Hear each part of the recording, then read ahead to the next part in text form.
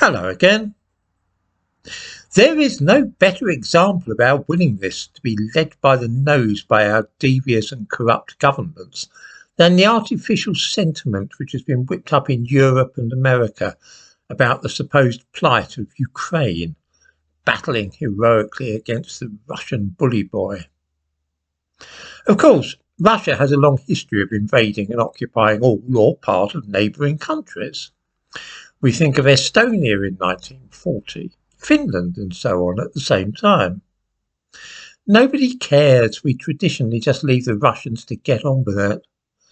When the Russians invaded Georgia in 2008 and seized chunks of it and installed puppet governments there, did any viewers care?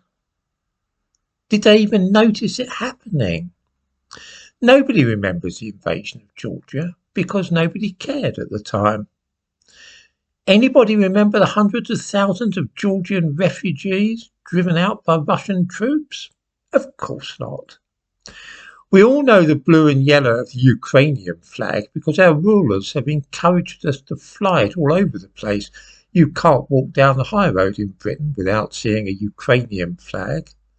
Tell me, do any viewers even have the faintest idea what the Georgian flag looks like?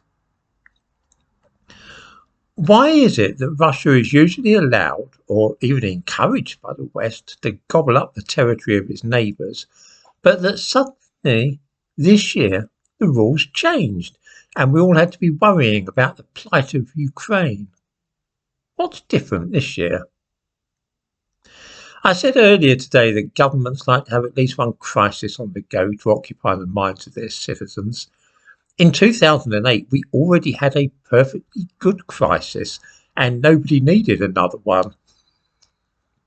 I'm sure we all recall the subprime mortgage meltdown in the United States in 2007, 2008, which led to the global financial crisis of 2008 that affected us all.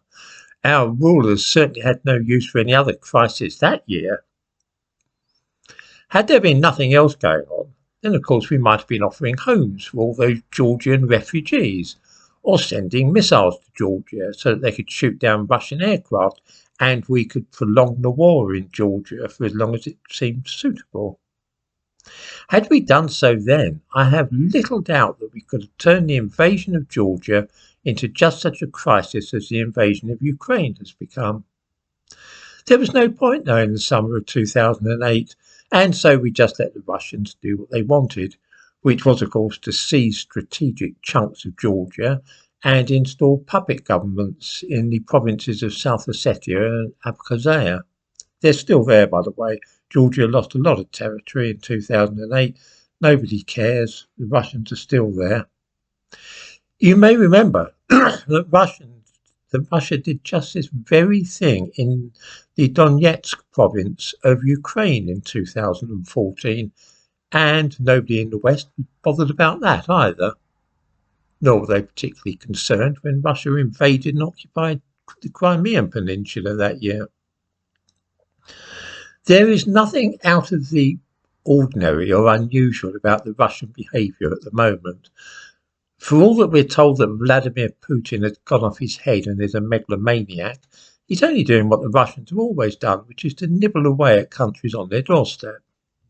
A little bit of Finland here, a part of Georgia there, a province or two of Ukraine, and so on. It may be reprehensible, but we never make any fuss about it, and we usually just leave the Russians to get on with it. The Ukrainian business is a textbook example of how the Russians go about it. For instance, they like to shoot down a civilian airliner while they're doing this, just to show the world that they mean business. It will be remembered that Malaysia Airlines Flight 17 was shot down by the Russians over Ukraine in 2014. In 2007, there had been the Abkhazia incident where a civilian airliner was shot down, and even as far back as 1940 in Estonia, the Finnish airliner Kaleva was shot down by the Russians on June 14th, 1940, as they were on the verge of invading Estonia. All that's happening in Ukraine now is straight out of the Russian playbook, and we're very familiar with it. In other words, the behaviour of the Russians in Ukraine is not at all out of the ordinary. It's what they do. It is a reaction of the West which is unusual, because instead of just turning a blind eye as they normally do, Britain and America in particular, pretending that this is an unprecedented assault upon a small neighbour of Russia and that we all have to express our solidarity. This is nonsense. It's simply that as the COVID business wound down and there was no other global crisis on the horizon, it was thought that getting embroiled in a fight with Russia would make a very nice little sideshow.